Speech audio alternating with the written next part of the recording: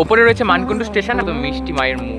Structure প্রত্যেকটা মণ্ডপে আগে তৈরি, ডান দিকে কিন্তু চলে যায় নতুন পাড়া। এই হচ্ছে এই বছর তাদের উপস্থাপনা। সার্কাস মাঠের হৈমন্তিকা দেখতে পাচ্ছি। এই বছর কিন্তু তারা বিশ্বের সব থেকে বড় জগদ্ধাত্রী প্রতিমা কিন্তু বাড়ির দালান কিন্তু এখানে ফুটিয়ে তোলা হচ্ছে। বাদিকে পড়বে কিন্তু সুরক্ষা ক্লিনিক। ঠিক তার পরের যে গলিটা রয়েছে, এই গলি দিয়ে কিন্তু ঠিক একটা পুজো চলে যায়, কিন্তু মাঠে কিন্তু দেওয়া হবে। Hey, what's up guys? Welcome to my new another fresh video. আজকে ভিডিও টাইটেল থাম্বনেল আর ইন্ট্রো পার্ট দেখে তো বুঝে গেছো, আজ কিন্তু আমি চলে এসেছি মানকুণ্ডু। আর পিছনে দেখতে পাচ্ছ মানকুণ্ডু রেলওয়ে স্টেশনের বোর্ডও কিন্তু রয়েছে। মানকুণ্ডু আসার একটাই কারণ, আজ কিন্তু আমি তোমাদের সাথে শেয়ার করতে চলেছি জগদ্ধাত্রী পুজোর পরিক্রমা এই মানকুণ্ডু স্টেশন থেকে। এই মানকুণ্ডু স্টেশন থেকে যদি তোমরা দেখা শুরু করো, তাহলে কিন্তু সমস্ত থিমের যে পুজো সেগুলো কিন্তু তোমরা দেখবে। একে একে থিমের পুজো দেখতে দেখতে তোমরা তেমাথা যাবে, তেমাথা রানীমা দর্শন করবে, তারপর ওখান থেকে কিন্তু চন্দননগর হয়ে কিন্তু ব্যাক করবে। তো পুরো কিন্তু ওভারঅল একটা গাইডলাইন দিতে চলেছি এই ভিডিওতে। কোন ক্লাবের কোন থিম, কীভাবে তোমরা যাবে, সমস্তটা দেখাবো এই ভিডিওতে। তো শেষ অবধি জুড়ে থাকো। আমি রিভিউ দেখান তোমরা দেখতে পাও প্রিয়।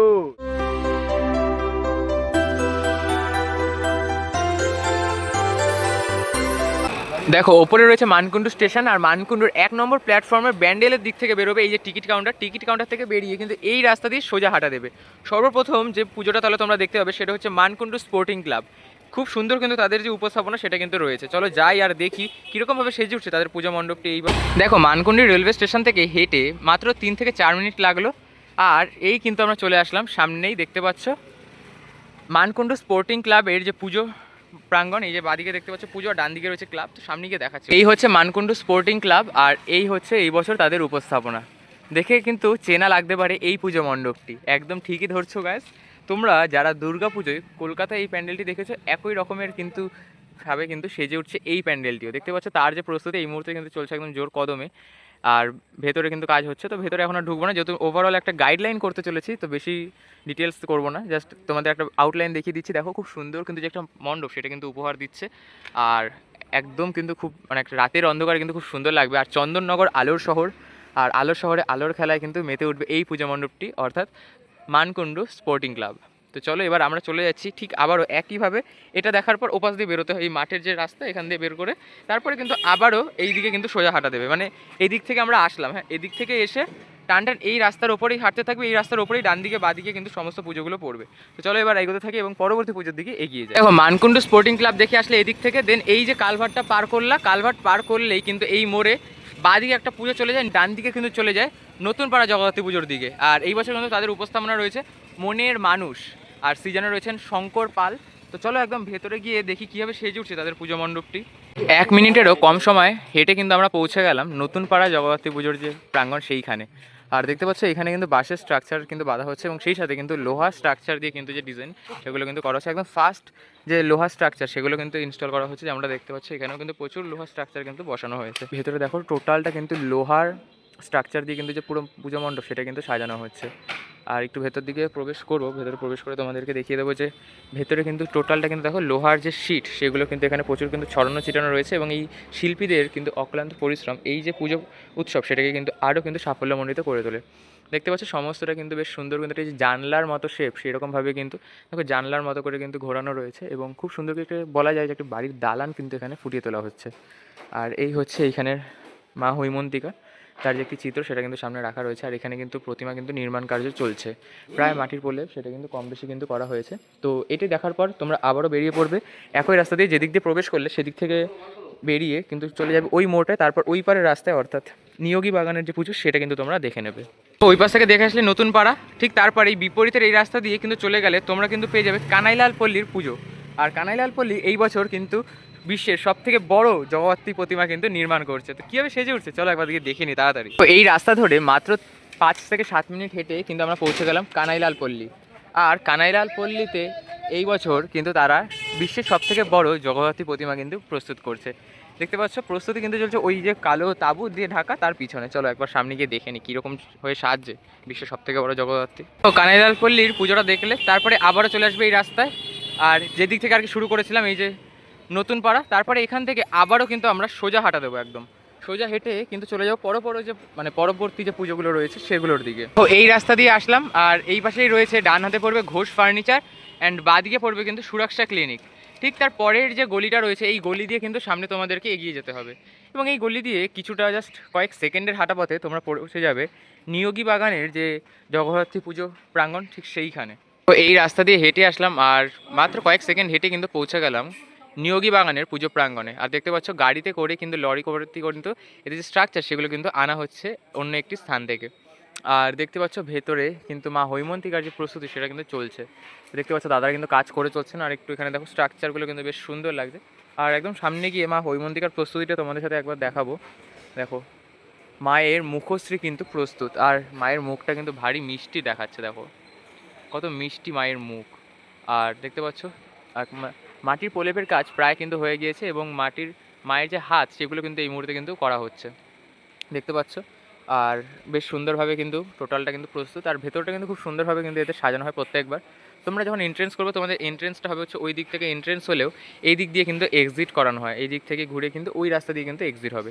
এবং খুব নাম করা একটি যদি পুজো সেটা কিন্তু এই নিয়োগী বাগানের পুজোটি। দেখতে পাচ্ছ প্রচুর স্ট্রাকচার কিন্তু এখানে রাখা রয়েছে।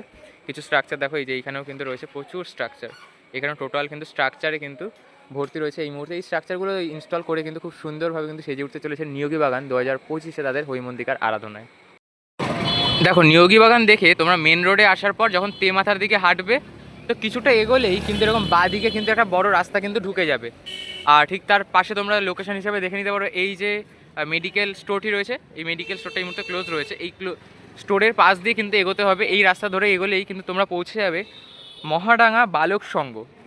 এই বছর তাদের উপস্থাপনাটি দেখব কীভাবে তারা সাজাচ্ছেন। গত বছর কিন্তু তারা সাজিয়েছিলেন তাদের উপস্থাপনাটি বৃহন্নলাদের নিয়ে। দেখা যাক এই বছর তারা কীভাবে সাজাচ্ছেন। এই মুহূর্তে চলে আসলাম মহাডাঙ্গা বালক সংঘে। এই বছর তাদের উপস্থাপনায় রয়েছে বাংলার ঐতিহাসিক টেরাকোটা শিল্প, অর্থাৎ টেরাকোটা শিল্পে কিন্তু তারা তাদের যে উপস্থাপনা সেটা সাজিয়ে তুলছেন। আর এই হচ্ছে প্রস্তুতি, মানে একদম নগণ্য, তবে ভেতরে কিন্তু মাতৃ প্রতিমা কিন্তু অনেকখানি প্রস্তুত হয়েছে। তো আর ওখানে কিন্তু স্ট্রাকচার যেগুলো ইউজ হবে সেগুলো কিন্তু রাখা রয়েছে, দেখতে পাচ্ছ। স্ট্রাকচার প্রত্যেকটা মণ্ডপে আগে তৈরি হয়ে গিয়েছে, জাস্ট ইনস্টলেশনটা একটু ধীরে ধীরে করা হচ্ছে।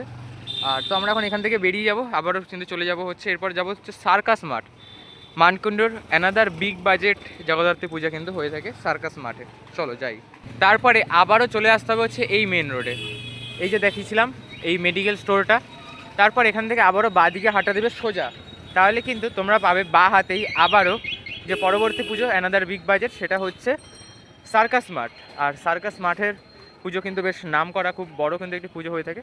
তো চলো গিয়ে দেখি কীরকমভাবে সেজে উঠছে এই বছর সার্কাস মাঠের উপস্থাপনাটি। এই রাস্তা ধরে আসলাম আর পৌঁছে গেলাম সার্কাস মাঠ। সার্কাস মাঠের প্রস্তুতি একদম মানে প্রত্যেকটা প্যান্ডেলেই কিন্তু বাঁশের কাজটা কেবলমাত্র হয়েছে দেখো। তবে ভেতরে কিন্তু মা হৈমন্তিকা কিন্তু প্রস্তুত হচ্ছেন। আর সার্কাস মাঠ উপরে লেখা দেখতে পাচ্ছ, টোটালটা কিন্তু বাঁশের স্ট্রাকচার কিন্তু এই মুহূর্তে আউটলাইনটা জাস্ট করা হয়েছে একটা চারিদিকে। আর মাঝখানে এই যে উঁচু যে জায়গা মানে কিন্তু হেঁটে ওঠে স্টেজ, সেটা কিন্তু এখন বানানোর কাজ হচ্ছে, মানে একদম প্রাথমিক পর্যায়ের যে কাজ সেটা কিন্তু করা হয়েছে।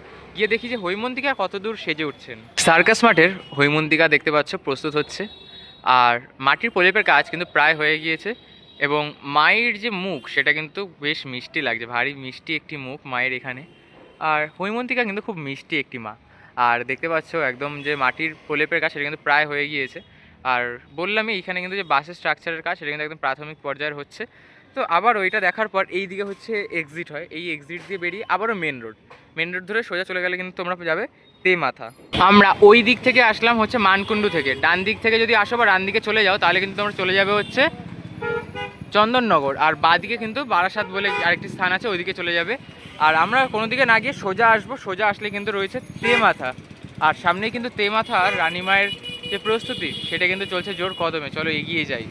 এই হচ্ছে চন্দননগরের রানীমা, তেমাথা রানীমার যে প্রস্তুতির মণ্ডপ সেটা। আর দেখতে পাচ্ছ একদম এগিয়ে যাব, আর তেমাথা রানীমার কিন্তু প্রস্তুতি অনেকখানি কিন্তু এগিয়ে গিয়েছে। দেখতে পাচ্ছি এখানে দেখো এই দেখো খুব সুন্দর কিন্তু যে প্রতিমা নির্মাণ সেটা কিন্তু করা হচ্ছে। আর টোটালটাই একটি মার্কেট এরিয়া। আর দেখতে পাচ্ছ সকালবেলার যে মার্কেটিংটা হচ্ছে, ঘড়ির কাঁটায় সময় এখন 10টা। আর তেমাথা রানীমার সামনে এসে উপস্থিত হলাম। মায়ের মুখমণ্ডলটা কিন্তু হয়েই এসছে, এবার শুকোনোর পর মাটিটা ফেটে গিয়েছে, আবারও কিন্তু মাটি কিন্তু দেওয়া হবে এবং এরপরে কিন্তু মাটির প্রলেপের কাজটাই কিন্তু খালি বাকি রয়েছে। আর এখানে বাঁদিকে কিন্তু দেখতে পাচ্ছ সেই যে তেমাথার রানীমা তার কিন্তু একটি বিগ্রহ কিন্তু এখানে রয়েছে।